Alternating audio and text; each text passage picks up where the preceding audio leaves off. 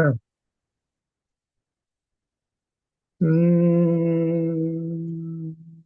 ఓం.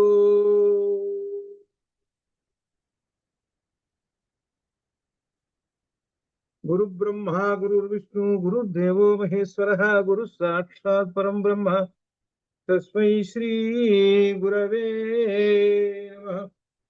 జ్ఞానానందమయం దేవం నిర్మల స్ఫటికాకృతిం ఆధారం సర్వ విద్యానాం హయగ్రీవముపాస్మహే హయగ్రీవముపాస్మహే హయగ్రీవముపాస్మహే జ్ఞానతిమిరాంధస్య జ్ఞానాంజనశలాకయా చక్షురున్మీలితం యేన తస్మై శ్రీగురవే నమః. అఖండమండలాకారం వ్యాప్తం యేన చరాచరం తత్పదం దర్శితం యేన తస్మై శ్రీగురవే నమః. బ్రహ్మానందం పరమసుగతం కేవలం జ్ఞానమూర్తిం ద్వంద్వాతీతం గగనసదృశం తత్వమస్యాదిలక్ష్యం ఏకం నిత్యం విమలమచలం సర్వధీ సాక్షిభూతం భావాతీతం త్రిగుణరహితం సద్గురుం తం నమామి. శృతిస్మృతిపురాణానాం ఆలయం కరుణాలయం నమామి భగవత్పాదం శంకరం లోకశంకరం. పురదిందు వికాసమందహాసాస్ఫురదిందీవరలోచనాభిరామాం అరవింద సమాన సుందరాస్యాం అరవిందాసన సుందరీ ఉపాసే. శారదా శారదాంభోజ వదనా వదనాంబుజే సర్వదా సర్వదా అస్మాకం సన్నిధిం సన్నిధిం క్రియాతు. శుక్లాం బ్రహ్మ విచారసార పరమాం వాద్యాం జగద్వ్యాపినీం వీణా పుస్తకధారిణీ అభయదాం జాడ్యాంధకారాపహాం హస్తే స్ఫాటికమాలికా విదధతీం పద్మాసనే సంస్థితాం తాం బుద్ధిప్రదాం శారదాం శారదా శారదాంభోజ వదనా వదనాంబుజే. ఓం శ్రీ సరస్వత్యై నమః. ఓం శ్రీ శారదాంబాయ నమః.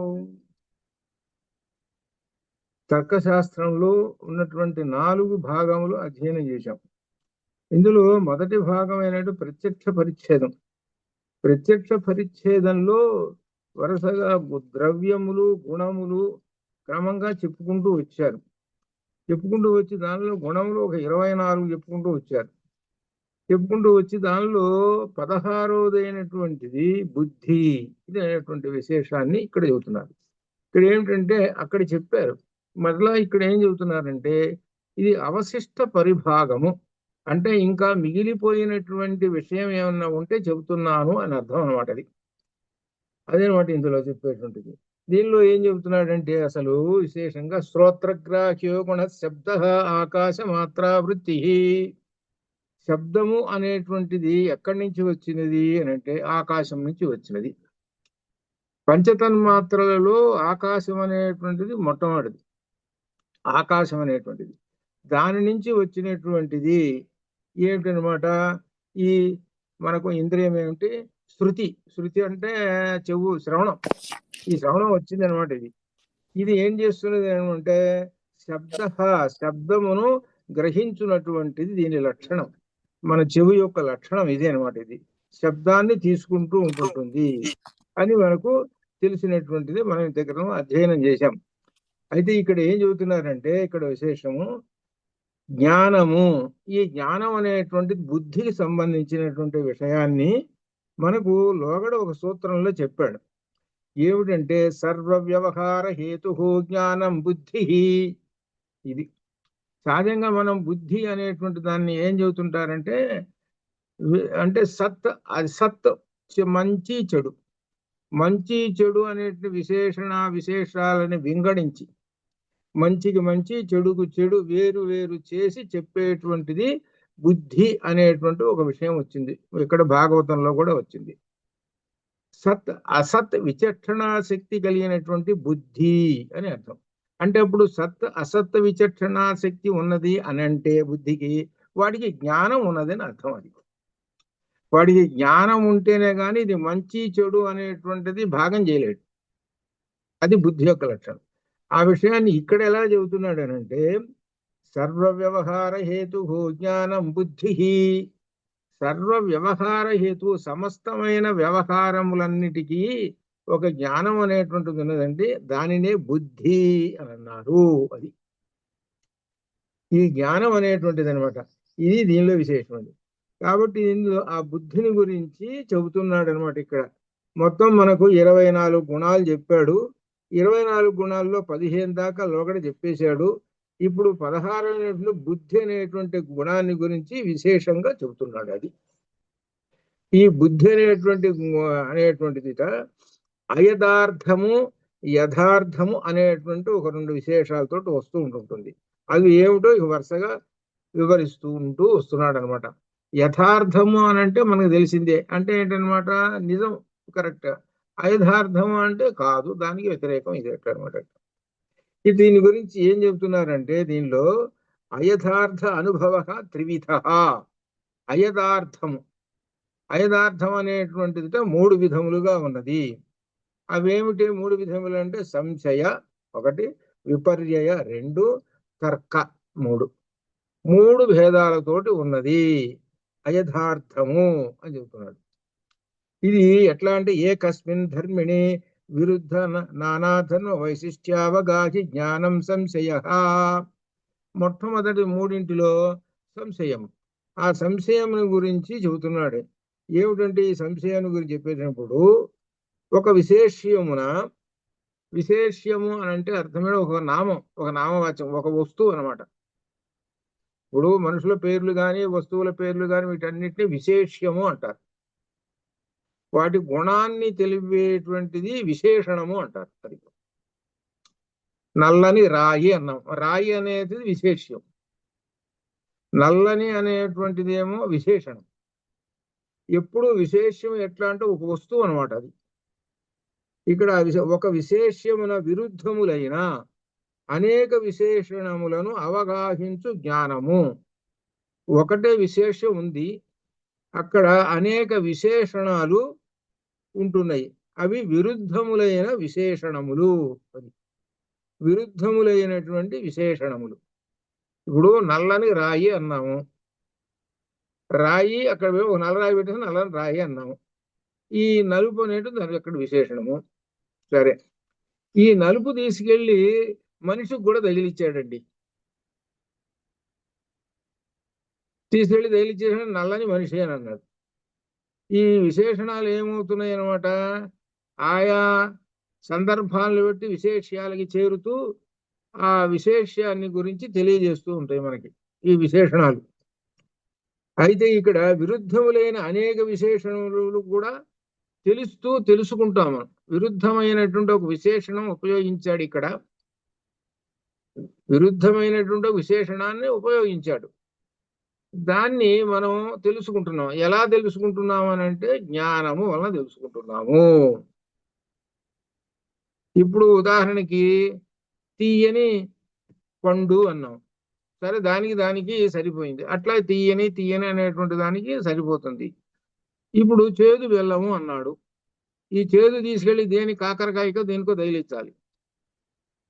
దీని విరుద్ధమైనటువంటి దాన్ని వచ్చి ఇక్కడ తగిలిస్తున్నాడు. ఇక్కడ ఈ తగిలిస్తున్నాడంటే అప్పుడు మనకంలో ఉన్నటువంటి జ్ఞానము అప్పుడు పనిచేస్తున్నది.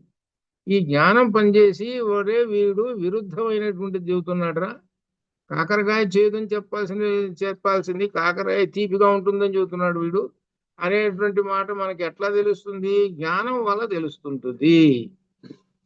అది జ్ఞానం. కాబట్టి దేనికి ఏది విశేషణము, దేనికి ఎట్లా సంగతో ఇదంతా కూడా ఈ జ్ఞానం వలన తెలుస్తూ ఉంటుంది. ఇదంతా బుద్ధికి సంబంధించినటువంటి. ఆ బుద్ధిలో యథార్థము అయథార్థములు తెలుస్తుంటాయి. వాటిల్లో ఒక 3 విభాగాలు చెబుతూ, మొట్టమొదటి సంశయము చెబుతున్నాడు. సంశయము అని అంటే అర్థం ఏమిటనమాట? ఒక సందేహము అనేటువంటి దానిలో చెబుతున్నాడు. విరుద్ధములైన అనేక విశేషణాలు చెప్పేటప్పటికీ మనకు ఒక సంశయం కలుగుతుంది. విరుద్ధములైన ఒక విశేషణాలన్నీ తీసుకొచ్చి చెప్పేస్తున్నాడు. దానికి ఒక పద్యం కూడా తీసుకున్నాడు. ఇక్కడ విశేషం ఏమిటంటే, నల్లనివాడు పద్మనయనంబులవాడు కృపారసంబు వెదజల్లెడువాడు మౌళి పరిసర్పిత పంచమువాడు నవ్వు రాజిల్లెడువాడు అనే విధంగా చెబుతున్నాడు. ఈ విరుద్ధమైన విశేషణాలన్నీ తీసుకొచ్చి ఒక చోట పోగు పెట్టేశాడు. ఈ పోగు పెట్టేసేసి విశేష్యాన్ని తగిలించేసేసి ఒక విశేషాన్ని చెప్పుకుంటూ వస్తున్నాడు. విరుద్ధమైనటువంటి గుణాలను తీసుకొచ్చి ఇక్కడ పెడుతూ ఉన్నాడు అనమాట. విరుద్ధమైనటువంటి గుణాలన్నిటి ఒక చోట పోగు చేసి పెట్టిస్తున్నాడు. పేరు చెప్పేసేసి ఒక విశేష్యాన్ని, ఒక రూపాన్ని ఇక్కడ ప్రదర్శిస్తూ ఉన్నాడు. ఈ ప్రదర్శిస్తున్నాయి అనేటువంటిది కూడా ఏమిటంటే ఇక్కడ విరుద్ధములు మాత్రం కావు అనేటువంటిది చెబుతున్నాడు. ఎందుకనంటే కొంతమంది ప్రశ్న వేస్తారు, నల్లని వాడు అన్నాడండి, సరే బాగానే ఉంది, నల్లంగా ఉంటాడు మనిషి, సరే. పద్మనయనంబుల వాడు, పద్మముల అంటే కళ్ళు కలిగినటువంటి వాడు, ఆ నలుపు అనేటువంటి ఒక విశేషణం తెచ్చాడు. ఈ కన్నులకు తీసుకొచ్చి పద్మావులకు తీసుకొచ్చి పెట్టాడు.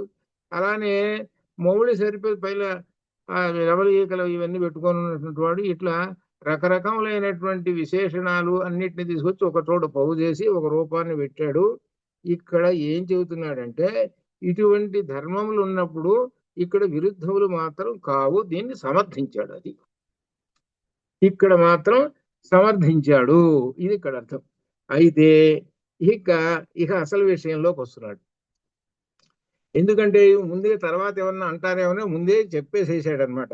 చెప్పేసేసి ఆ తర్వాత ఏం చెబుతున్నాడంటే సంశయము అనేటువంటి దాని గురించి చెప్పి ఇక్కడ సంశయం ఏమీ లేదని చెబుతూ రెండో దానికి విపర్యయము దానికి వెళుతున్నాడు. విపర్యయము అనేటువంటి దానికి ఏంటంటే విపర్యయం అంటే వ్యతిరేకం అని అర్థం, అనగా అయథార్థంలోకి వెళుతున్నాడు అనమాట. ఏమిటంటే ఎదురుగా ఒక వస్తువు ఉందండి, ఎదురుగా మనకు ఒక వస్తువు ఉన్నది. ఆ వస్తువు ఏమిటో మనకి జ్ఞానం వల్ల తెలుస్తూ ఉన్నది. ఎదురుగా కనపడుతున్నది ఒక వస్తువు, జ్ఞానం వల్ల తెలుసుకుంటున్నాం. ఏమిటంటే ఉదాహరణకి ముత్యపు చెప్పు కనపడుతున్నది, ఒక వస్తువు కనపడుతున్నది మనకి ఎదురుగా, దానిలో తెల్లగా మెరుస్తూ ఉన్నది, ఆ ఎండకి తెల్లగా మెరుస్తున్నది. ఎట్లా ఉన్నదంటే ఆ మెరుపు నిజంగా వెండి దానిలో ఉందా అన్నట్టుగా మెరుస్తూ ఉన్నది. అయితే దాన్ని మనం ఏం చేస్తున్నాం అని అంటే మనం జ్ఞానము వలన అది వెండి కాదు, అది ముత్యపు చిప్ప, అది అలానే ప్రకాశిస్తూ ఉంటుంటుంది అనేటువంటి విషయం మనకు జ్ఞానం వలన తెలుస్తూ ఉంటుంది అనమాట. మనకి జ్ఞానం వల్ల తెలుస్తుంటుంది అనమాట. ఇక్కడ ఇదేంటనమాట, ఇక్కడ విశేషమైనటువంటి వస్తువు దూరంగా ఉండుట, మెరుస్తూ ఉండుట, వెలుతురు సరిగా అలా తెలుస్తుంటుంది. కానీ ఈ వస్తువు దూరంగా ఉన్నది, వెలుతురు సరిగ్గా లేదు, రకరకములైనటువంటి మనలో ఉన్నటువంటి దోషాలు.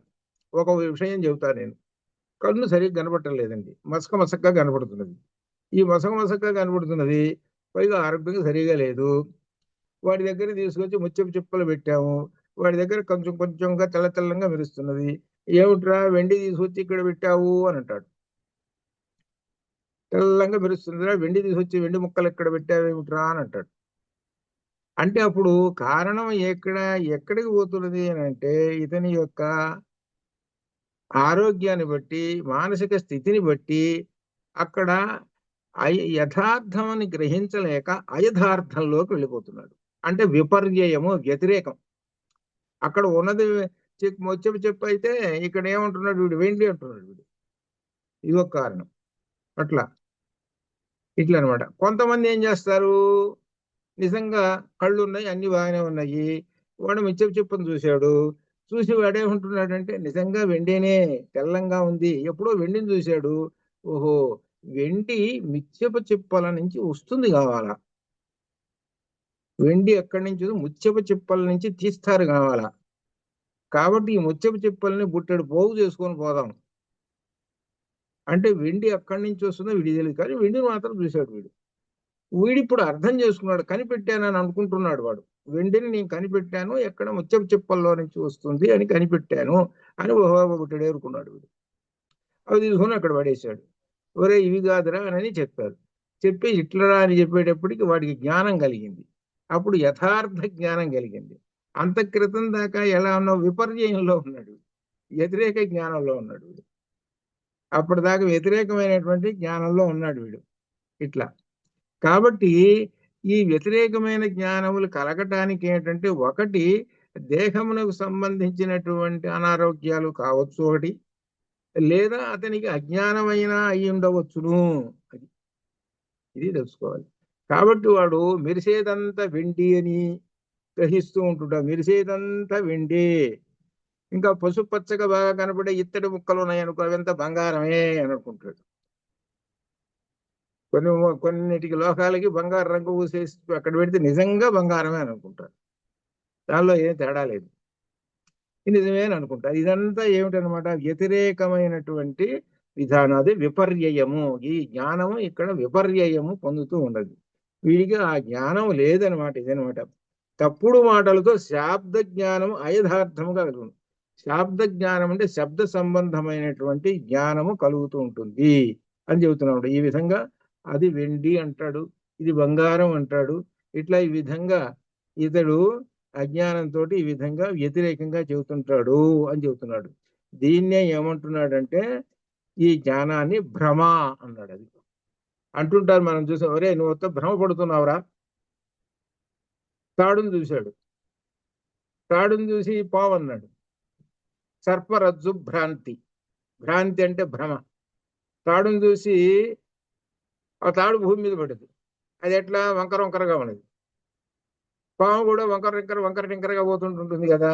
అది ఎక్కడో పాము ఆగిపోయింది వంకర టింకరగా పోతూ అని అనుకొని అరే పామును చూశాను రా అని అనుకున్నాడు.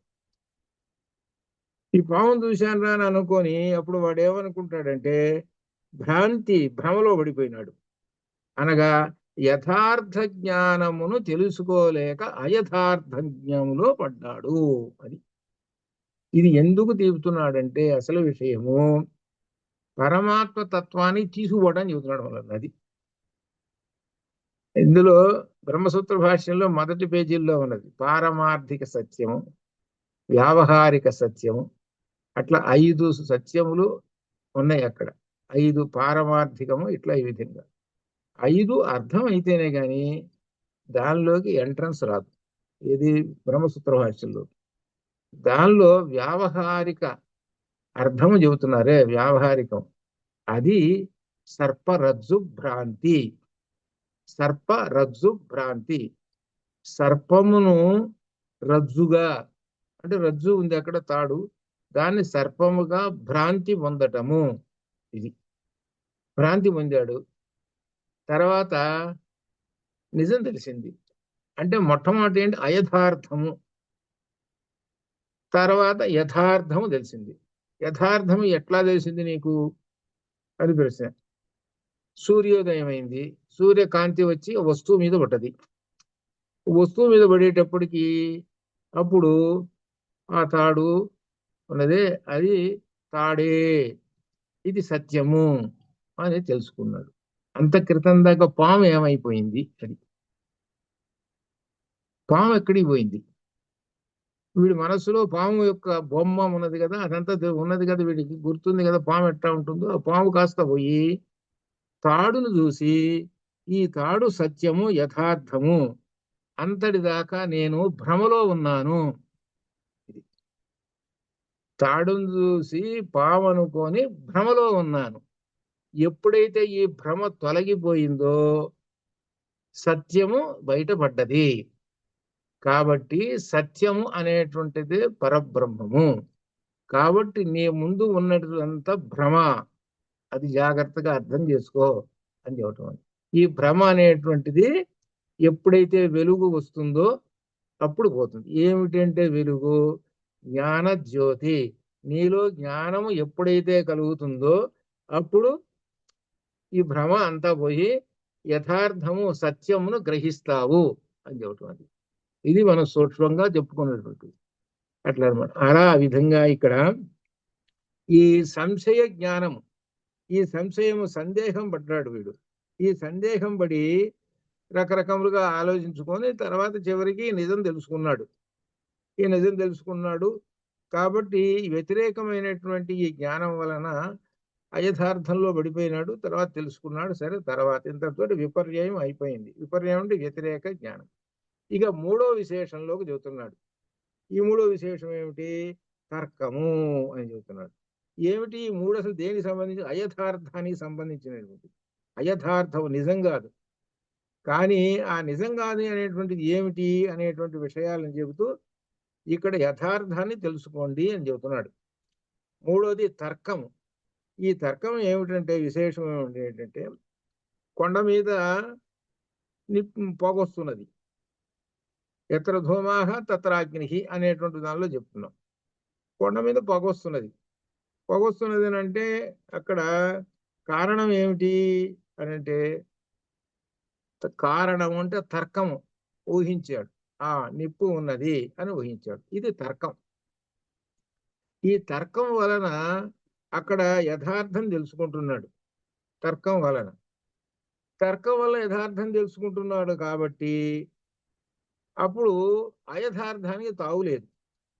అయథార్థము అనేటువంటిది ఎప్పుడంటే వచ్చేది లేకపోతే, పొగ లేదండి, పొగ లేకపోతే నిప్పు లేదు అక్కడ. కాబట్టి అక్కడ అయథార్థము అసత్యము. ఏమండి కొండ మీద నిప్పు ఉందండి అని అన్నాడు అనుకో ఎవడన్నా, అయథార్థం అయ్యా అది అంటాడు. అయథార్థం అని అంటాడు. నేను ఎలా చెబుతున్నాడు? తర్కం, నాకు తర్కం వచ్చు కాబట్టి చెబుతున్నాను. ఎట్లా చెప్పావు? కొండ మీద పొగ కనుక ఉంటే యథార్థం. నువ్వేమంటున్నావు? పొగ లేదు, ఏమీ లేదు, కొండ మీద పొగ నిప్పు ఉందండి అని చెబితే నేను నమ్ముతాను? అది అయథార్థం చెబుతున్నావు నువ్వు. కాబట్టి నేను తర్కాన్ని బట్టి చెబుతున్నాను. తర్కం ఏం చెబుతున్నది? ఎక్కడ పొగ ఉంటే అక్కడ నిప్పు ఉంది అని చెప్పింది. ఏది మరి? నిప్పు ఉంది అని అన్నావు. నిప్పు ఉంది అని అంటే దాని మీద కొండ పొగేది మరి. కాబట్టి ఇలా ఊహించి చెబుతారే దీన్ని తర్కము అంటారు. ఇది ఊహించి చెప్పే తర్కం. అదే సుందరకాండలో తర్కయామాస సీతేతి కారణై ఉపపాదిభి అని మనకు దీనిలో సుందరకాండలో వస్తుంది అనమాట. అది తర్కశాస్త్రాన్ని అక్కడ ఉపయోగించాడు. తర్కశాస్త్రం ప్రకారంగా యథార్థాన్ని తెలుసుకుంటున్నాడు కాబట్టి తర్కశాస్త్రం ఎందుకు పనికొస్తుంది అని అర్థం అనమాట. ఇది మనం తెలియకుండానే నిత్య జీవితంలో ఈ తర్కాన్ని ఉపయోగిస్తుంటాం. ఈ తర్కాన్ని ఒక వస్తువును చూసామనుకో, ఈ వస్తువు ఫలానా వస్తువు అని పేరు అని అంటే మనం వెంటనే ఈ తర్కాన్ని ఉపయోగిస్తాం. అట్లా కాదే, ఆ వస్తువు ఇట్లా ఉంటుందే, వీడు ఇట్లా చెప్పాడేంటి ఈ వస్తువు, ఇది అసత్యం, ఇది ఏమిటా, ఇది కాదయా, ఈ వస్తువు ఇది కాదయా, నువ్వు తీసుకొచ్చి అట్టు ముక్క పెట్టే ఇడ్లీ అంటావేంటి, నేను ఏమన్నాను ఇడ్లీ తీసుకురారా అంటే నువ్వు అట్టు ముక్క తీసుకొచ్చావా, అట్టు ముక్క తీసుకొస్తే అట్టు దోశ తీసుకొస్తే ఆ దోశ తెలియదు అనుకుంటున్నావా, ఇడ్లీ నువ్వు ఇడ్లీ అడిగితే దోశ తీసుకొస్తావా, అది అడిగితే ఇది అడిగితే అడిగి అంటే దాని అర్థం ఏంటి, అవన్నీ నాకు తెలుసు ఎట్లా ఉంటాయో. ఇది తర్కం ఉపయోగిస్తాడు, ఈ తర్కాన్ని ఉపయోగిస్తాడు వాడు. ఈ తర్కం అనేటువంటిది మనకి నిత్య జీవితంలో చాలా చోట్ల పనికొస్తుంది. వాడు ఏదో నిలవన్న పచ్చడి వేసాడు ఆ హోటల్ వాడు, ఆ పట్టుకొని కాస్త 4 దర్శన వాసన చూసేటప్పుడు ఒరే 4 రోజుల క్రితం వేసాడు రా వీడు, ఈ 4 రోజుల క్రితం వేసి మనకు మోసం చేస్తున్నాడు రా వీడు, నువ్వు ఎట్లా తెలుసుకున్నావు అని అంటే తర్కం వల్ల తెలుసుకున్నావు. అది ఎలా ఉంటుంది, వాసనలు చెడు వాసనలు ఎట్లా ఉంటాయి అవన్నీ నీకు తెలుసు కాబట్టి ఈ విధంగా మనం తెలుసుకొని తర్కాన్ని ఉపయోగించేసేసి 4 రోజుల క్రితం నాటి తీసుకొచ్చి పెడతావు, ఇదంతా రోగాలు వస్తాయి ఏమిటి ఇదంతా ఏంటంటే సారీ సార్, చివరికి వాడు ఒక మాట సారీ సార్ అంటాడు. అంటే వాడు చేసింది ఖర్చు అయిపోతే పోయింది. దీనిలో తెలివితేటలు, ఈ సారీ అనేటువంటిది పెద్ద తెలివితేటలు వీటిలోకి వచ్చేసింది. సారీ ఉపయోగించేదంతా ఒకవేళ కాదన్నాడు, సారీ సార్ తీసుకుపోతున్నాను సార్ అని అంటాడు. చూడు ఎంతటి మోసం ఇది. అందుకనే ఈ తర్కం అనేటువంటిది నిత్య జీవితంలో, తర్కం అనేటువంటిది మనకు పొద్దున్న లేస్తే జాగ్రత్త అవస్థలో కావాల్సి వస్తున్నది. కేవలం మనం చదువుకుంటున్నది ఇది ఏదో శాస్త్రం కోసం అంట చదువుకున్నాం కాదు. ఇది నిత్య జీవితంలో ఉపయోగించాలి. యథార్థాలు అయథార్థాలు ఇవన్నీ కూడా మనం తెలుసుకోమని చెబుతున్నాడు. అందుకు మనకు ఉపయోగపడుతుంది అని, నిత్య జీవితంలో ఉపయోగపడుతుంది అని చెబుతున్నాడు. అని చెబుతూ ఇంకా విశేషం ఇంకేం చెబుతున్నాడంటే తర్కాన్ని గురించి ఇంకా ఒక విశేషం, ఒక ఉదాహరణ చెబుతున్నాడు. ఎదురుగా ఒక వస్తువు దూరంగా కనబడుతున్నది, కొంచెం దూరంలో కనబడుతున్నది. కనబడుతుంటుంటే వీడు ఏమంటున్నాడంటే ఇది స్థాణువా అంటున్నాడు. యథా స్థాణుర్వా పురుషో వేతి అంటున్నాడు. యథా ఏ విధంగా అయితే, స్థాణువా స్థాణువా లేక పురుషోవా పురుషుడా మనిషా అని అంటున్నాడు. ఇక్కడ ఒక ఉదాహరణ కూడా మీకు చెబుతాను. మీకు అందరికి కూడా అమెరికాలో తిరుగుతున్నారు కాబట్టి నేను చెబుతున్నా. ఒక ఉదాహరణ నేను దీనికి ఎక్కడుందో కూడా చెబుతాడండి. ఎందుకంటే ఒకసారి నాకు అట్లా కనిపించింది, యథా స్థాణువా పురుషోవా అని. అంటే ఆ కనపడుతున్నటువంటిది స్థాణువా. స్థాణువా అని అంటే కదలనేటువంటి చలనము లేనటువంటి దాన్ని స్థాణువు అంటారు. అటువంటివి ఏమిటి అని అంటే కొండ, ఇటువంటివన్నీ స్థాణువులు ఇవి. అయితే న్యూయార్క్ లో నేను వెళుతుంటుంటే ఒక చోట నిజంగా మనిషి ఎట్టుంటాడో అట్టనే ఒక బొమ్మ పెట్టాడు వాడు. ఆ ఏది అక్కడ స్క్వేర్ దాటి కొంచెం ఇటు పోతుంటే ఆ క్రాస్ రోడ్ ఇట్లా పోతుంటే పెట్టాడు. కాబట్టి నేను దూరాన్ని చూసాను, మనిషి అబ్బాయి ఏ మాత్రం 100% ఏం మార్పు లేదు. అప్పుడు ఏమనిపిస్తుంది, స్థాణుర్వా పురుషోవా, ఇది స్థాణువా మనిషా లేకపోతే మనిషా అని అనిపిస్తుంటుంది. అంత అంటే ఏమిటనోడ మన కంటికి కనబడేటప్పటికీ ఇప్పుడు ఏమనిపిస్తుంది, దాన్ని సంశయము అన్నారు. దాన్ని సంశయము అన్నాడు. ఇది ఏమిటి అనేది సంశయం అన్నాడు. అంటే దీన్నే భ్రాంతి అనమాట. ఇట్లా అనమాట. సంశయం కలిగినప్పుడు ఆ జ్ఞానం ఎదురుగాను వస్తూ విశేష్యముగా స్థాణుత్వ పురుషత్వములు విరుద్ధములు.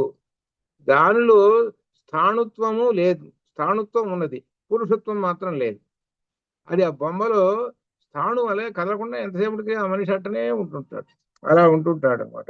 ఈ విధంగా ఉంటుంది. కాబట్టి అక్కడ జ్ఞానము సంశయముతోటి పడి ఉంటుంది. సరే, తర్వాత సంశయాన్ని పోగొట్టుకుంటాడు. అనగా మనం చూడంగానే ఏమంటున్నాం, సంశయము. ఎంతసేపటికి కదలటం లేదేమిటి.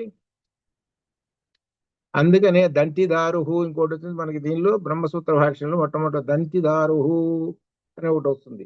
అంటే ఏంటనమాట, అంత దూరంలో ఒక ఏనుగును చూశాడు ఒకడు. ఏనుగును చూసి కరెక్ట్ గా ఏనుగు ఎంత ఉందో అట్లా ఉంటుంది, అట్లనే ఉన్నది, ఏం మార్పు లేదు ఆ ఏనుగు. వీడు ఏమనుకున్నాడు, నేను ఏనుగు చూద్దాం కదా అని నెమ్మదిగా ఒక్కొక్క అడుగేసి దగ్గరికి పోయినాడు. ఏమనుకుంటున్నాడు, ఏనుగే, ఏమన్నా మార్పు ఉందా, అసలు ఏమీ మార్పు లేదు. దగ్గరికి పోయినాడు ఏనుగు దగ్గరికి. ఏనుగు దగ్గరికి పోయి 1 నిమిషం నిలబడ్డాడు, 2 నిమిషాలు నిలబడ్డాడు.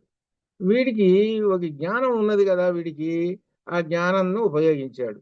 ఏమిటిది, ఏనుగు తొండం కదిలిస్తుంటుంది కదా, తొండం కదిలించటం లేదేమిటి, చెవులు కొట్టుకుంటుంటుంది, చెవులు కొట్టుకోవటం లేదేమిటి అని దాంతో క్రమంగా అట్ట దాని చుట్టూ తిరిగాడు.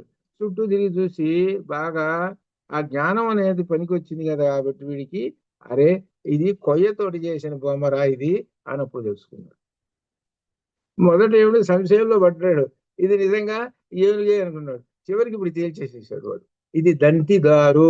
దారు అంటే చెక్క, కొయ్యాలన్నమాట. అంటే ఈ చెక్కతోటి చేసినట్టు పెద్ద ఏనుగు అని తెలుసుకున్నాడు.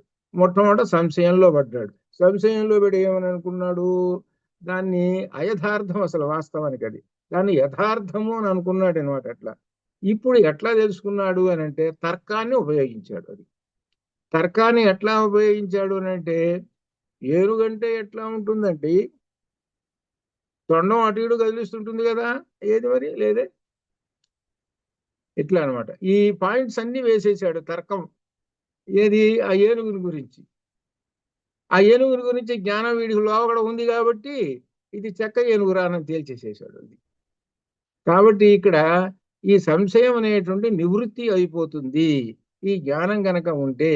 ఈ జ్ఞానం బుద్ధికి సంబంధించినటువంటిది అని అర్థం. ఎందుకు చెబుతున్నారు ఈ ఉదాహరణలన్నీ, ఆత్మజ్ఞానం కోసం చెబుతున్నారు. అది అసలు విషయం. అది ఆత్మజ్ఞానాన్ని, బ్రహ్మతత్వాన్ని తెలుసుకోవటానికి పనికి వస్తాయి ఇవి. అందుకనే మనకి ఈ ఉదాహరణలన్నీ చెప్పేది ఉంటుంది అనమాట. ఏంటి, ఆ ముత్యపు చిప్పలో వెండి, తాడును చూసి పాము అనుకోవటం, చెక్క ఏనుగును చూసి నిజమైన ఏనుగు అనుకోవటం, ఇవన్నీ చూశారు. ఇవన్నీ ఉదాహరణలు. నిజం తెలుస్తుంది, యథార్థం. యథార్థం తెలిసింది అని అంటే సత్యము తెలిసింది అని అర్థం అనమాట. ఆ సత్యం ఏమిటయ్యానంటే ఆ పరమాత్మ. అందుకనే ఛాందోగ్యోపనిషత్తులో ఈ శబ్ద జ్ఞానాన్ని గురించి చెబుతూ ఏం చెబుతున్నారు, వాచారంభణం క్రియమాణ మూర్తికేత్యేవ సత్యం. అన్ని వస్తువులన్నీ తయారు చేసి పెట్టాడు కుమ్మరి. కుండలన్నీ రకరకాల పాత్రలన్నీ తయారు చేసి అక్కడ పెట్టాడు. పెట్టిన తర్వాత ఏం చెప్పాడంటే ఏమిటి సత్యం? ఈ కుండలన్నీ పగిలిపోతాయి, ఎప్పటికైనా పగిలిపోయేవే ఇవన్నీ. ఏమిటి సత్యము అంటే మృత్తికేత్యేవ సత్యం, మట్టే ఇందులో ఉన్నటువంటి సత్యము. ఆ సత్యం ఏమిటో తెలుసుకో. మట్టితో తయారు చేసినటువంటివి ఈ కొండలు, అది ఆ సంగతి తెలుసు. కాబట్టి ఎదురు కనపడేది కొండే కనపడుతుంది కానీ మట్టి కనపడాలి. అది ఆ మూలం ఏంటో, మట్టి ఏమిటో సంగతి తెలుసుకో. కాబట్టి ఏమిటనమాట, మొత్తానికి ఈ స్థావర జంగమాత్మకమైనటువంటి సమస్త ప్రపంచానికి అన్నిటికీ మూలం ఏమిటో కనిపెట్టు అని అర్థం. అది ఆ కనిపెడితే తెలుస్తుంది. ఆ కనిపెడితే ఏమి తెలుసుకున్నాడు? పరమాత్మ. కాబట్టి పరమాత్మయే సత్యము. అక్కడికి తీసుకుపోవటం అనుకోవటం, మనల్ని తీసుకుపోవటానికి ఇవన్నీ ఉదాహరణలు చెప్పుకుంటూ వస్తున్నాడు అనమాట. ఇలా సంశయం ఉండదు చూశారు. ఈ సంశయం అనేటువంటిది ఐదార్థంలోకి తీసుకొచ్చి చివరికి నిస్సంశయం అయిపోయిన తర్వాత నిజం తెలుసుకుంటున్నాడు అని చెబుతూ ఇక మిథ్యా జ్ఞానం గురించి చెబుతున్నాడు. ఇక్కడ కూడా మరలా ఈ ముత్యపు చెప్పులో వెండి వస్తున్నది. మిథ్యా జ్ఞానం విపర్యయ. మిథ్యా జ్ఞానం విపర్యయ యథా సుక్తం ఇదం రజతం. ఇది మిథ్యా జ్ఞానం. సంశయం అయిపోయింది. తర్కం కూడా ఇందా చెప్పుకున్నాము. మిథ్యా జ్ఞానం చెప్పుకుంటున్నాము. మిథ్యా జ్ఞానం, మిథ్య అంటేనే అర్థం ఏమిటి? అసత్యము లేదు అని అర్థం. జగన్మిథ్య బ్రహ్మ సత్యం, జగన్మిథ్య బ్రహ్మ సత్యం. ఈ జగత్తు మిథ్య అండి. ఈ జగత్తు మిథ్య అంటే అర్థం ఏమిటి? సత్యము కాదు అంటే నిలకడగా ఉండదు.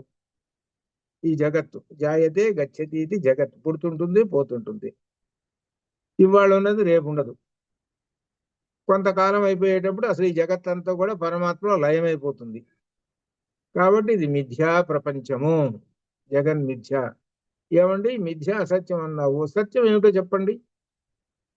ఒకటి ఈ విధంగా నీవు మిథ్య అన్నప్పుడు, అసత్యం అన్నప్పుడు సత్యం చెప్పమన్నట్టయితే, ఇది ఒకటి అన్నప్పుడు దానికి పక్కన ఉన్నది పక్కనే మరి దాన్ని ప్రశ్నేస్తాడు. అందుకని బ్రహ్మ సత్యం, అది బ్రహ్మము సత్యము, పరబ్రహ్మము మాత్రమే సత్యము అని చెబుతున్నాడు. ఈ మూలం ఏమిటో తెలుసుకో అని చెబుతాడు అనమాట. జగన్ మిథ్య బ్రహ్మ సత్యం. దానిలో ఆ విషయాన్నే ఇక్కడ మిథ్యా జ్ఞానం విపర్యయ. విపర్యయ అని అంటే అర్థం ఏంటనమాట? వ్యతిరేకమైనటువంటిది అనగా భ్రమను కలిగిస్తుంటుంది. భ్రమను కలిగి, లేనిది ఉన్నట్టుగా కలిగించేటువంటి దాన్నే భ్రమ. లేనిది లేదు అక్కడ, ఉన్నది అన్నట్టు కలిగించేదే భ్రమ. అందుకే నువ్వు భ్రమ పడుతున్నావురా. నువ్వు ఎవరినో చూసి, ఒకరిని చూసి ఒకరు అనుకుంటున్నావు, నువ్వు భ్రమ పడుతున్నావురా అని అంటుంటారు. ఇప్పుడు మనం చూస్తున్నాం అనుకో, 10 మంది అక్కడక్కడ చూస్తుంటాం అనుకో, కొంతమంది అట్లనే ఉన్నాడే ఇతను, అట్లనే ఉన్నాడే ఇతను అని కొంచెం దూరంలో చూస్తావు. అట్లనే ఉన్నాడే, కొంచెం అతనే వచ్చాడేమో అనుకుంటావు. ఇంకా 4 గజాలు ముందుకు వచ్చి కొంచెం ఏదో మొక్కలకి తేడా, ఓహో కొంచెం తేడా ఉంది, అతను వేరు ఇతను వేరు అనేటువంటిది నిజం తెలుసుకుంటావు. అలా నిజం తెలుసుకుంటాం. ఒక విషయం చెబుతాం మీకు. తండ్రి కొడుకులు ఎట్లుంటారంటే, ఇద్దరిని నిలబెడితే అన్నదమ్ములు అనుకుంటారు. మాకు తెలుసు. ఒకసారి మా శర్మ గారు పాఠం చెబుతున్నాడు. శర్మ గారు పాఠం చేసి ఆయన పెద్ద కొడుకు వచ్చాడు. ఒక్కసారి స్టన్ అయిపోయినాం అందరం. ఏమిటంటే, మీకు ద్విపాత్రాభినయం ఉందా? మీకు ఒకటే హైటు, ఒకటే కలరు, ఒకటే అంత పోని పేర్లు మార్పు ఏమన్నా ఉందా? మార్పు కూడా లేదు, అట్లనే ఉంది. పేరు కూడా అట్లే పెట్టుకున్నాడు వాడు. పెద్ద కొడుకు అట్లే పేరు, తన పేరు పెట్టుకున్నాడు. ఎందుకంటే మనం చూసేటప్పటికి ఏమనిపిస్తుంది అనమాట, కానీ వాస్తవం ఏంటి కాదు. కానీ మనకి ఆ రూపాలు కాబట్టి భ్రమ. అది అట్లా లోకంలో ఉంటారు కొంతమంది, అలా ఉంటారు. కొంతమందిని చూస్తుంటుంటే, తండ్రి కొడుకులను చూస్తుంటుంటే ఎట్లా ఉంటారంటే చెప్పాల్సిన పని లేదండి. ఇక వాళ్ళ గురించి చెప్పాల్సిన పని లేదు. తండ్రి కొడుకులను అందరికీ అర్థమైపోతూనే ఉన్నది. అంటే ఆ పోలికలు, హైటు, దాని రూపాలు, దీన్ని బట్టి ఇట్లా తెలిసిపోతుంది. కానీ నిజంగా ఏమిటి అనంటే ఆయన పేరు ఒకటి, ఈ నిజంగా తండ్రి కొడుకులే. తర్వాత ఏంటంటే మీరు ఎవరంటే అదిగో ఇది చెబుతారు. నిజం మేము అనుకున్నటువంటి ఊహ కరెక్టే అయిందండి అని అనుకుంటారు. అట్లా ఆ భ్రమని కరెక్టే తెచ్చేసేస్తారు. అటువంటి సందర్భాలు ఎందుకంటే మనకి లోకంలో ఇవి కనపడుతుంటాయి, అది కనిపెట్టుకోండి అనేది. ఇది ఎందుకు చెబుతున్నాడంటే అసలు విషయం దీనిలో రహస్యం ఉంది. తెర వెనక అసలు విషయం ఉంది. ఇది ఎందుకు చెబుతున్నాడంటే ఈ మిథ్యా జ్ఞానం అనేటువంటిది ఎక్కడొస్తుంది? పరమాత్మ తత్వాన్ని గురించి చెప్పేటప్పుడు మనకు ఇందులో ఆ కృతం పిబంతో సుకృతో లోకే అక్కడ వస్తుంది. అది అక్కడ ఉపయోగించాలి, దీన్ని తీసుకెళ్ళి ఈ జ్ఞానాన్ని అక్కడ ఉపయోగించాలి. అందుకోసం ఇక్కడ ఉదాహరణలు చెబుతున్నాడు. ఇది అక్కడ వస్తుంది అనమాట. ఇదంతా బ్రహ్మసూత్ర భాషలోకి మొత్తం వెళ్ళిపోతాయి, అక్కడ దానిలోకి వెళ్ళిపోతాయి ఇవన్నీ. సరే, ఇక్కడ ఏం చెబుతున్నాడు? మిథ్యా జ్ఞానం ఉన్నది లేనట్లు, ఉన్నది లేనట్లు, లేనిది ఉన్నట్లు, ఇదిట మిథ్యా జ్ఞానం. ఇది మనం మిథ్యా జ్ఞానము, ఇవి బాగా పట్టుకోవాలి మనం. ఉన్నది లేనట్లు, లేనిది ఉన్నట్లు, ఇది మిథ్యా జ్ఞానము. మరొక విధంగా చెబుతుంటుంటాడు అనమాట, మరొక రకంగా చెబుతుంటాడు అనమాట. ఇదిగో ఇదండి అని అంటాడు. అక్కడ ఉన్నది ఒకటండి, ముత్యపు చెప్పు ఉందండి, దానిలో తెల్లగా మెరిసిపోతున్నదండి. ఆ తెల్లగా మెరిసిపోతున్నప్పుడు దాన్ని చూసి వెండి అనే జ్ఞానము కలుగుతుంటుంది. ఇది విపర్యయము, ఇది మిథ్యా జ్ఞానము. ఇది నిజంగా దానిలో వెండి ఉందా? లేదు. లేనిది ఉన్నట్లు చెబుతున్నాడు వీడు. అది లేనిది ఉన్నట్లు చెబుతున్నాడు. దానిలో వెండి లేదు. అదిగో వెండి ఉందండి. వెండి ఎట్లా ఉంటుందండి? తెల్లంగా కదండి ఉండేది. అవునయ్యా, తెల్లంగా. మరి తెల్లంగా ఉందా లేదా? తెల్లంగా ఉంది మరి, కాబట్టి వెండి ఉంది అని వాడు అంటాడు. వాడంటే అప్పుడు మనం నమ్ముతామా? మనకు జ్ఞానం ఉంది కాబట్టి తెలుసుగా. వాడు లేనిదని ఉందండి అని చెబుతాడు వాడు. మనమే నమ్మం కదా వాడిని. అంటే ఏంటి? తెలుసు, మనకి జ్ఞానం ఉంది అని అర్థం. అంటే మనకు జ్ఞానము ఉన్నది కనుక పరమాత్మ తత్వం ఏమిటో మనకి తెలుసు, అదే అర్థం. ఇప్పుడు అది అర్థం. పరమాత్మ తత్వం మనకి తెలుసు, జ్ఞానం ఉన్నది కనుక పరమాత్మ ఇదిగో ఉన్నాడు, సర్వత్రా పరమాత్మ నిండి ఉన్నాడు అని చెబుతాం. వాడేం చెబుతాడనంటే అదిగో అక్కడ లేడండి పరమాత్మ, ఇక్కడున్నాడండి. ఎక్కడ? గుడి ఉంది కదా, ఆలయం, ఒక విగ్రహం ఉందండి, ఆ గుళ్ళో ఉంటాడండి పరమాత్మ. ఈ చెట్లో ఎందుకుంటాడు? ఈ నీళ్లలో ఎందుకుంటాడు? ఈ నదుల్లో ఎందుకుంటాడు? ఈ మనుషుల్లో ఎందుకుంటాడు? ఉండేది ఎక్కడ? గుళ్ళో కూర్చుంటాడు. ఆయనకి రోజు నైవేద్యం పెడుతుంటాడు, తింటుంటూ ఉంటుంటాడు. ఇది చెబుతాడు. ఎవరు? ఈ ముత్యపు చెప్పువాడు. అర్థమైందా ఇప్పుడు? ముత్యపు చెప్పువాడు అంటే ఏంటి? ముత్యపు చెప్పులో వెండి ఉన్నది అనేటువంటి వాడు ఇలా చెబుతుంటాడు. అనగా అర్థం ఏంటి? బ్రహ్మజ్ఞానం లేనటువంటి వాడు అని అర్థం. అది ఇది అందుకోసం ఉదాహరణ చెప్తున్నాడు అనమాట.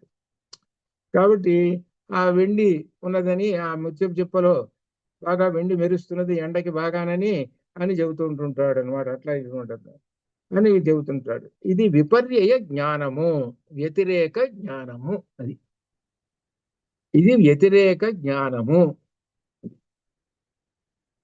ముత్యపు చెప్పలో వెండి ఉన్నదని చెబుతున్నాడు, అది వ్యతిరేక జ్ఞానము వాడికి. అందుకని దీన్ని ఎందుకు చెబుతున్నాడు ఉదాహరణ? ఇప్పుడు క్రితం చెప్పాం. దేవుడు అన్ని చోట్ల ఎందుకుంటాడండి? తిరుపతి కొండ మీద ఉన్న గుళ్ళో కూర్చుంటాడు. కొండ మీద కూడా ఉండడండి, గుళ్ళో ఉంది. గుడి ఉంది కదా, ఆ గుళ్ళో కూర్చుంటాడండి. ఆయనకి లడ్లు పెడతారండి, ప్రసాదాలు. ఆ ప్రసాదాలు మనం తెచ్చుకుంటామండి. ఎక్కడ పెడితే అక్కడ ఎందుకుంటాడండి ఆయన? ఉండడండి అని ఈ విధంగా చెబుతుంటాడనమాట.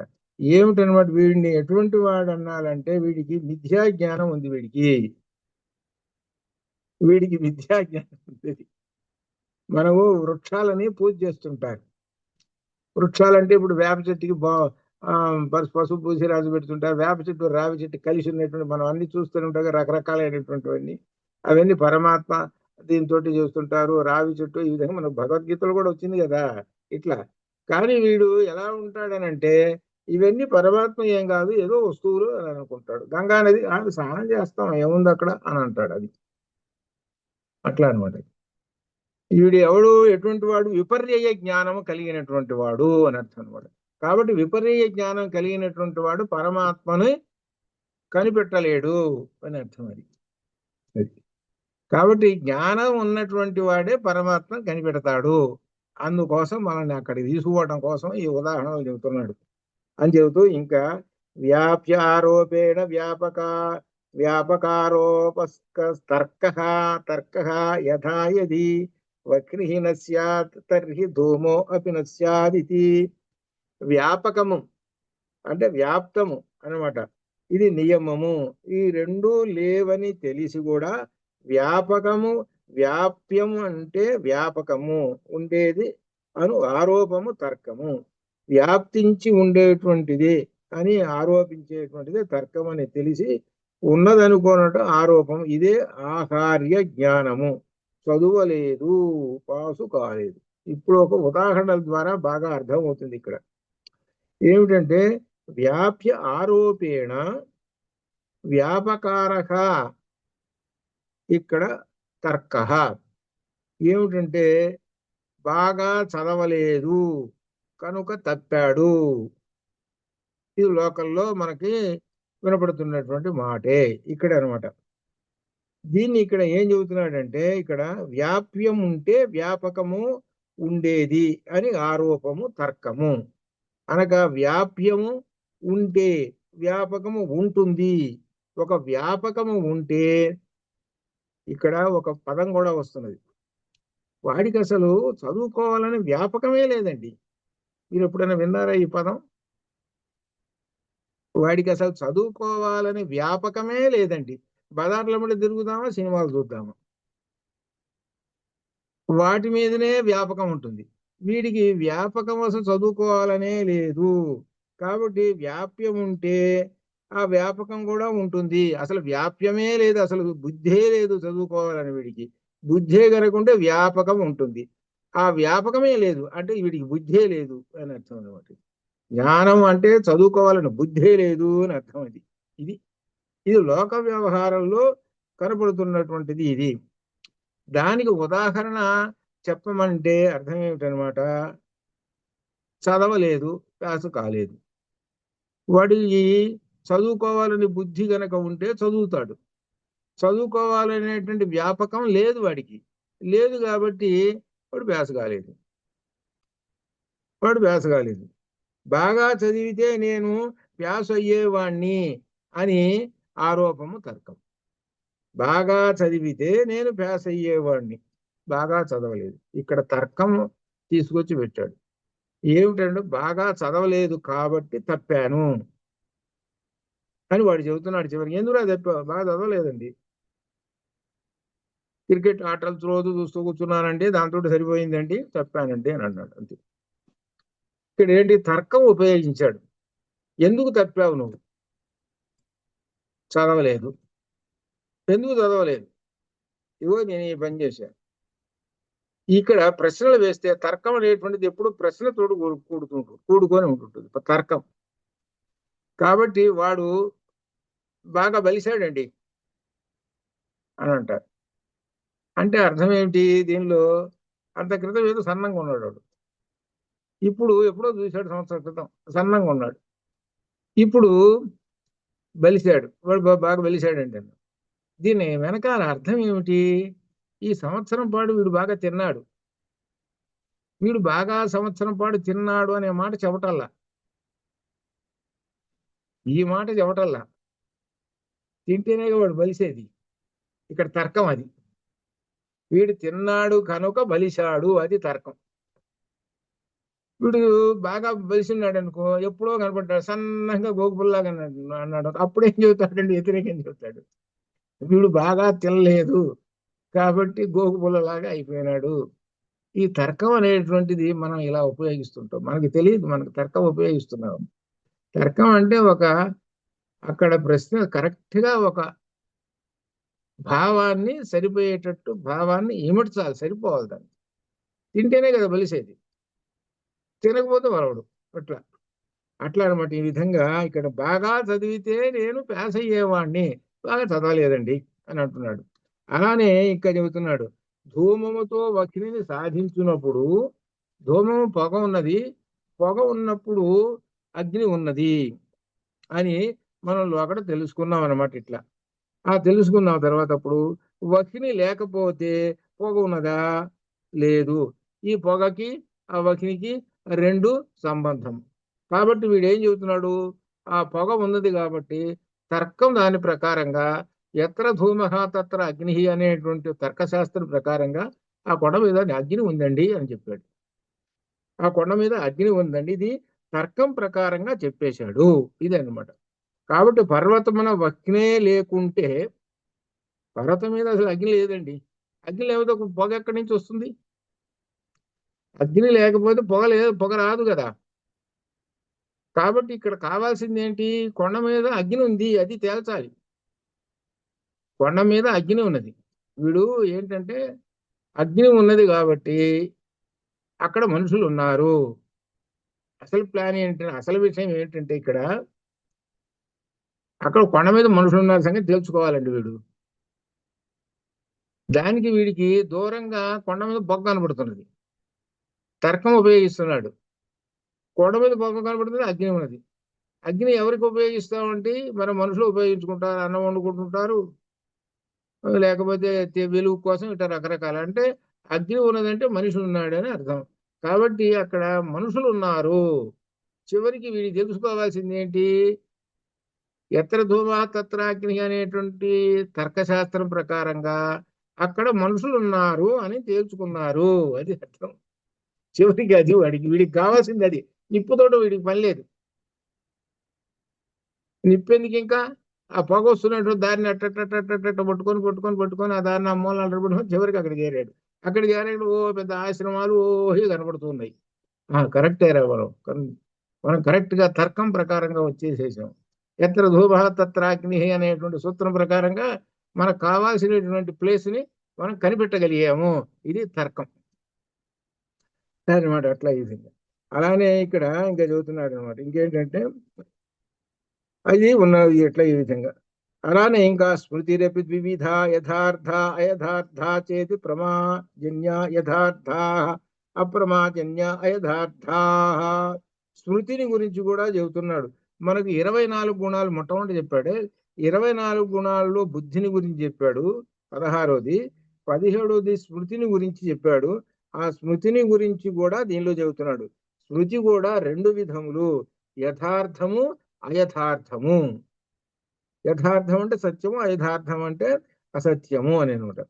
దీన్ని ప్రమాజన్య యథార్థా, ప్రమాజన్యా యథార్థా, భ్రమతో కూడినటువంటిది అది యథార్థము, అప్రమతో కూడినటువంటిది అయథార్థము అని చెబుతున్నాడు. ఇట్లా ఈ రెండిటికి ఏమిటంటే విశేషం చెబుతున్నాడు. అనుభవముతో సంస్కారం కలిగి తద్వారా స్మృతి కలుగుతుంటుంది. అనుభవం యథార్థం అయితే స్మృతి యథార్థం అవుతుంది. అది అయథార్థం అయితే స్మృతి అయథార్థమే అవుతూ ఉంటుంది. కాబట్టి స్మృతి అంటే మనకు స్మరణం. ఈ స్మరణం కూడా యథార్థము అయథార్థం అనే రెండు విధాలుగా ఉన్నది. యథార్థ అనుభవంతో కలుగు స్మృతి, యథార్థ అనుభవం అంటే ఉదాహరణకి ఎప్పుడో నువ్వు పొగను చూసావండి, ఆ పొగను చూసి అగ్ని ఉందని సంగతి తెలుసుకున్నావు.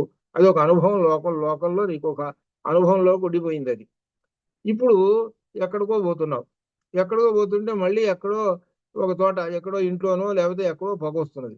ఆ పొగ వస్తున్నది కాబట్టి ఓహో ఇక్కడ నిప్పు ఉంది అని సంగతి తెలుసుకున్నావు. ఇది ఎలా తెలుసుకున్నావు? లోపల అంత క్రితం నీకు అనుభవం ఉంది, అది స్మృతిలోకి వచ్చింది, అది అర్థం.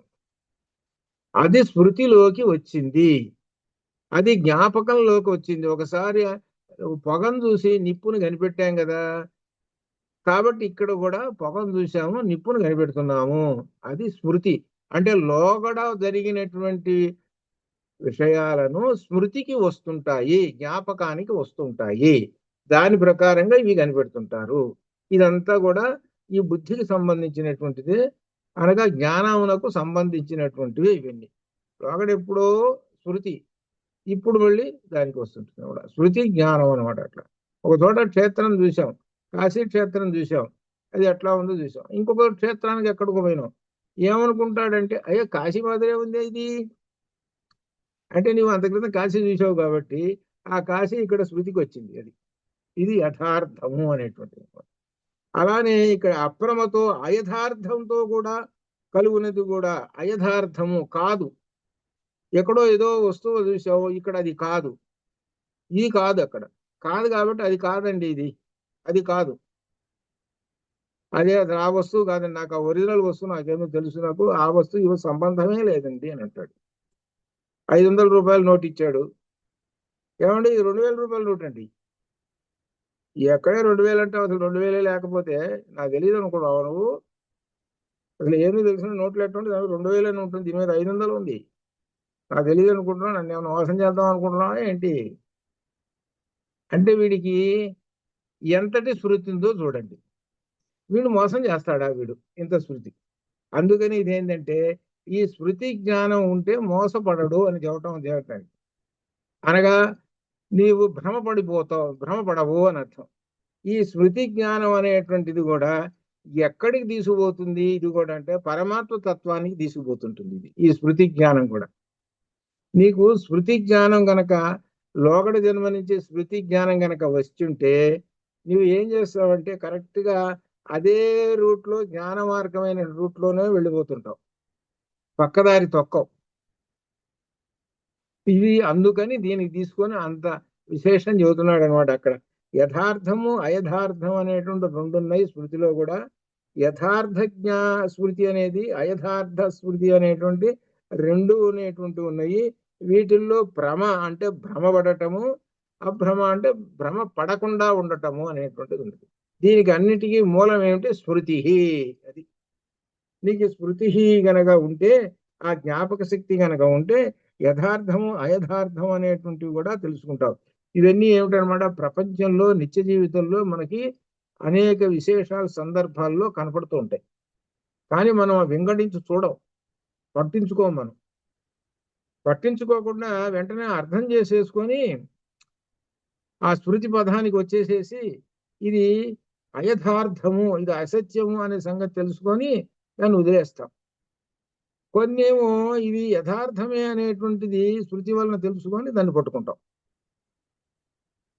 ఎప్పుడో వెళ్ళినటువంటి రోడ్డును వెళ్ళినటువంటి దారి, ఎప్పుడో కారు వేసుకొని వెళ్ళావు, ఎప్పుడో 10 సంవత్సరాల క్రితం, మళ్ళీ వెళుతున్నాం, గుర్తుకొచ్చింది, రైటే, ఇప్పుడు అది అక్కడ పక్కన ఉన్నది, అప్పుడు బిల్డింగ్ ఉన్నది, ఇక్కడ బిల్డింగ్ ఉంది, అట్లా ఉన్నది, ఇప్పుడంతా గుర్తుకొస్తున్నది ఇంత దూరంలో. ఈ కారు నడుపుతుంటుంటే ఎంత స్మరణకి స్మృతికి వస్తున్నది, ఇదంతా కరెక్టే కదా, కనబడుతుంది కదా, ఇది యథార్థ స్మృతి, ఇది యథార్థమైనటువంటి స్మృతి. ఆ రూట్ కాకుండా పొరపాటున ఏదైనా రూటు పడ్డావు అనుకో, అరే ఇదేమిటి స్మృతి రావట్లేదు, అయథార్థంలోకి పడ్డానరే, ఇదేదో పొరపాటు పడ్డానరా, ఇంకెటు తీసుకుపోతుందో ఈ రూటు, ఏ అడవుల్లోకి తీసుకుపోతుందో ఏమిటో అని అనుకుంటాం. యథార్థ స్మృతి అయథార్థ స్మృతి ఎట్లా అనమాట, రెండు స్మృతులు అనమాట. మనకి నిత్య జీవితంలో మనం ఉపయోగిస్తూనే ఉంటుంటాం, కానీ వింగడించలేము. అది మనకు శాస్త్రం చెబుతున్నది. కాబట్టి యథార్థము అయథార్థము స్మృతులు ఉన్నాయి అని తెలుసుకోండి అని చెబుతూ, తర్వాత సుఖము దుఃఖము వీటిని గురించి కూడా చెబుతూ, దాని తర్వాత కర్మని గురించి కూడా చెబుతూ ఉన్నాయి అనమాట. కర్మ విధానం కూడా చెప్పినాయి అనమాట. సుఖ దుఃఖములు, సుఖం అనేటువంటిది ఏంటనమాట, సర్వేషాం అనుకూలతయా వేదనీయం సుఖం, అందరికీ అనుకూలముగా ఉండేటువంటి దాన్నే సుఖం. దాని వ్యతిరేకం దుఃఖం. సర్వేషాం ప్రతికూలతయా, ప్రతికూలం ఉండేటువంటిదంతా కూడా దుఃఖం. ఏం లేదు, అనుకూలము ప్రతికూలం అన్నాడు ఒక్కటే మాట. అనుకూలంగా ఉంటే సుఖం, కూర్చున్నావు బాగా చక్కగా, మెత్తగా సీటు బాగా ఉన్నది, అప్పుడు ఏంటి సుఖం. ఆ సీటు మీద ఏమున్నాయంటే సరిగ్గా లేదు, ఇంకా పైగానే 4 ముళ్ళు కూడా పెట్టాడు అనుకోండి, కూర్చోరా అంటే దుఃఖం. ఇక్కడే ఏమొస్తుందంటే సుఖం దుఃఖం, అనుకూలము ప్రతికూలము. ఇప్పుడు మనకు పొద్దున్న లేచిన దగ్గర నుంచి మనం అనుభవిస్తూనే ఉంటున్నాం. ఇది అనుకూలము ప్రతికూలము, సుఖ దుఃఖాలను అనుభవిస్తూనే ఉంటాం. అట్లనే మనం ఇచ్ఛా కామక, ఇచ్ఛ అంటే మన కోరిక, దానికి మనం ఏదైతే మనసులో అనుకుంటున్నాం అది కామహ, అది కామము, అది కోరిక. అది కామం కూడా మనకి మన ఇష్టం వచ్చినట్టు కామం కోరతాం. ఫలానా విషయం కావాలి, శరవణ భవంలో ఉన్నటువంటి ఇడ్లీ మాత్రమే కావాలి అను అని అంటాడు. అక్కడి నుంచే తెచ్చుకుంటాడు. అది ఇచ్చ. మళ్ళీ ఇంకొక చోట పేరు చెప్పడు చూడండి, ఇంకో హోటల్ ఇంకా హోటల్ అంటే ఏంటనమాట, వీడి కామం అంతా ఎక్కడుంది అక్కడుంది. అదైతేనే కానీ వీడి సుఖంగా ఉండదు. అట్లా అనమాట. అలానే క్రోధో ద్వేష, క్రోధం అనేటువంటి ద్వేషం వల్ల క్రోధం వస్తుంటుందండి. ఇది అసలు మెయిన్ ద్వేషం, ఇష్టం లేకపోవటం. అందువలన క్రోధము కోపం వస్తుంటుంది, ద్వేషము. అందుకని నా ద్వేష్యోస్తి నా ప్రియోస్తి, గీతలో వచ్చింది కదా, ఎవరి మీద నాకు ద్వేషం లేదు, ఎవరి మీద నాకు ప్రియం లేదండి నన్ను కూడా అక్కడ ఆయన చెప్పాడు. అని పరమాత్మకు ఎలా ఉంటాడు, అలా ఉండమని చెబుతాడు అనమాట. బాగా ప్రియంతో ఉన్నాం అనుకో, అది కొన్నిసార్లు ఇబ్బంది పెడుతుంది కూడా. అది ఇబ్బంది కూడా, అమితమైనటువంటి ప్రేమ మమకారాలతో అది కూడా ఒక్కోసారి ఇబ్బంది పెడుతుంది. ద్వేషంతో ఉన్నామని కోపం వస్తుంది, అది ఇబ్బంది పెడుతుంది. అందుకనే ద్వేషం వద్దు, ఇదంతా ప్రేమ వద్దు, ఇలా ఎలా ఉంటారో సమత్వం వచ్చేటే అని చెప్పారు. అది అట్లా. కాబట్టి కృతి ప్రయత్న, ఇది ఒకటి తెలుసుకోవాలి. కృతి ప్రయత్న, కృతి అంటే ప్రయత్నం చేయటం. ఇప్పుడు ఏమైనా ఉద్యోగ ప్రయత్నం చేస్తున్నారండి, మీరు ఉద్యోగ ప్రయత్నం చేస్తున్నారు, ఊరికి ఇంట్లో కూర్చున్నారా? చదువుకున్నారు కదా, ఉద్యోగ ప్రయత్నం చేస్తున్నారు. చూడండి ఆ పదాలు ఎక్కడ తీసుకొస్తున్నారు. ఈ ప్రయత్నం అనే పదం ఇక్కడుంది తర్కంలో. కృతి ప్రయత్న అని అనమాట. ప్రయత్నం చేస్తున్నారా అని అంటుంటారు. ఏమిటనమాట, నువ్వు ఈ మానసికంగా ప్రయత్నం చేస్తున్నావా, లేకపోతే శారీరకంగానైనా ప్రయత్నం చేస్తున్నావా? అంటే శారీరకం అంటే నడిచి ఏదో ఆఫీసుకు పోవద్దు మరి ఇంటర్వ్యూలకి. మానసికంగా అంటే ఇంకేమైనా పరీక్షలు చదవాలనుకో, పరీక్షలు చదివితే టెస్టులు పాస్ అయితే కానీ ఉద్యోగం రాదు. ప్రయత్నం ఇట్లా రకరకాల ప్రయత్నాలు. దీన్ని కృతి అని అన్నారనమాట. ఇట్లా అనమాట. అలానే ఇంకా విహిత కర్మజన్యో ధర్మ, ధర్మం అంటే విహిత కర్మలు ఏవైతే ఆచరిస్తున్నాడో దాన్ని ధర్మము అన్నాడు. ఒకటే విహిత కర్మలు. విహిత కర్మలు అంటే అర్థం ఏమిటనమాట, మనం వేదాలు వేదాంగాలు చదువుకోవటం, అలానే దాన ధర్మాది క్రియలు చేయటము, ఇదంతా కూడా ధర్మము అని చెప్పేశాడు. దీన్ని ధర్మము అంటారు. నిషిద్ధ కర్మజన్యం అధర్మ, వీటి వ్యతిరేకమే అధర్మము. కాబట్టి ధర్మము అధర్మము అనేటువంటివి కూడా రెండు చెప్పాడు. కాబట్టి ఆ ధర్మములు అనేవి తెలుసుకోండి, తెలుసుకొని అవి ఆచరించండి అని చెబుతున్నాడు. అట్లని అలానే బుద్ధికి 8 గుణాలు ఉన్నాయి. అవేమిటి బుద్ధికి? బుద్ధి, సుఖ, దుఃఖ, ఇచ్ఛ, ద్వేష, ప్రయత్న, ధర్మ, అధర్మములు, ఇవన్నీ ఉన్నాయి. ఇవన్నీ కూడా ఆత్మయందే ఉంటాయి. ఆత్మలో అనగా జీవాత్మలో ఉంటాయి. ఇవన్నీ ఉంటాయి. అయితే ఇవన్నీ కూడా, ఈ గుణములన్నీ కూడా రెండు విధములుగా ఉంటాయి. ఏమిటంటే ఈశ్వరుని యొక్క ఈ బుద్ధి, ఇచ్ఛా, ప్రయత్నములు అనేటువంటి కూడా నిత్యములు, జీవుని యందు మాత్రము అనిత్యములు. ఇవి ఈశ్వరుని యొక్క ప్రేరణతోనే వీడికి ఏమిటి ఇచ్ఛ, మరి ఇట్లానే దుఃఖము, సుఖము, ద్వేషాలు, ఇవన్నీ కూడా ఈశ్వరుని బుద్ధి, ఇచ్ఛా, ప్రయత్నములు ఈశ్వరుని వల్లనే వస్తుంటాయి అని చెబుతున్నాడు. ఈశ్వరుని వల్లనే వస్తుంటాయి అని అంటే వీడు చేసుకున్న కర్మల వలన వస్తుంటాయి అని అర్థం అనమాట. అది ఇప్పుడు అసలు వాస్తవాన్ని జీవుని యందు మాత్రం ఉండవు అని చెబుతున్నాడు. జీవుడు ఎట్లా ఉంటాడంటే వాడు కేవలం పరమాత్మతోటి సమానం. అందుకనే ఏకమేవా ద్వితీయం బ్రహ్మ అని చెప్పాడు. ఆ జీవుడు కూడా ఎలా ఉంటాడంటే మనకి కూటస్థ అచల ధ్రువం అక్కడ వచ్చింది అనమాట. కూటస్థుడు అనమాట జీవుడు. అట్లా అనమాట. అని ఈ విధంగా. అలానే సంస్కార త్రివిధ, సంస్కారం అనేటువంటిది కూడా 3 విధములు. వేగో భావన స్థితిస్థాపకశ్చేది వేగ పృథివ్యాది చతుష్టయ మనోవృత్తి. ఇక్కడ విశేషం ఏంటి, 3 విధములైనటువంటి సంస్కారము అని చెబుతున్నాడు. ఏంటంటే వేగో భావన స్థితి స్థాపకశ్చేది. వృక్షము నుండి ఒక పండు రాలి పడ్డది, ఈ రాలి కింద పడ్డది. ఆ రాలి కింద పడేటప్పుడు ఒక వేగం ఉంటుంది దానికి. ఆ వేగం వల్ల ఏమవుతుంది, కింద పడుతుంది. కింద పడినట్టు భూమికి ఆకర్షణతో అక్కడే ఉండిపోతుంది అనమాట అది. అలానే ఒక బాణాన్ని ప్రయోగించాడు ఒకడు. బాణాన్ని ప్రయోగిస్తే ఆ బాణం కొంత దూరం వేగంగా పోయి అక్కడ పోయి పడి ఉంటుంది. అలానే ఇంకా ఓ చెట్టు కొమ్మ ఉంది. ఆ చెట్టు కొమ్మని ఏం చేస్తాం మనం కాస్త ఎగిరి కాస్త అట్లా అందుకుంటాం. అందుకొని ఆ చెట్టు కొమ్మను వంచి దానికి 4 పండ్లు ఉంటే కోసుకుంటాం. కోసుకున్న తర్వాత ఆ చెట్టు కొమ్మని వదిలేస్తాం. అది పైకి మళ్ళీ మామూలుగా వెళ్ళిపోతుంది. ఇవేంటి వేగము, కొన్నిటికేమో అవన్నీ వేగము వలన కొంతవరకు వెళ్ళిపోయి ఆగిపోతాయి. అలానే స్థితిస్థాపకత అనేటువంటిది ఈ చెట్టు కొమ్మకు ఉంది. అది స్థితిస్థాపకత్వం అనేటువంటి ఈ చెట్టు కొమ్మకు ఉన్నది అనమాట. అనగా ఏమిటది మళ్ళీ దాని యొక్క స్థానానికి వెళ్ళిపోతూ ఉంటుంటుంది అని చెబుతున్నాడు అనమాట. ఇది ఇలా చెబుతున్నాడు అనమాట. దీనికి ఈ విధంగా మనకు అనేకమైన కొన్ని కొన్ని విశేషాలు కూడా చెబుతూ ఉన్నాయి. మనకి ఇంకా ఒక క్లాసు కూడా ప్రత్యేకంగా చెప్పుకుంటే కానీ కొంచెం కంప్లీట్ కాదు. ఈసారి ప్రయత్నం చేద్దాము. అంతవరకు ఈ సంస్కారం దీని గురించి చెప్పుకొని అంతవరకు శుభం భయాత్. ఓం పూర్ణమద పూర్ణమిదం పూర్ణాత్ పూర్ణముదచ్యతే పూర్ణస్య పూర్ణమాదాయ పూర్ణమేవావశిష్యతే. అసతో మా సద్గమయ తమసో మా జ్యోతిర్గమయ మృత్యోర్మా అమృతంగమయ. ఓం శాంతి శాంతి శుభం భూయాతు.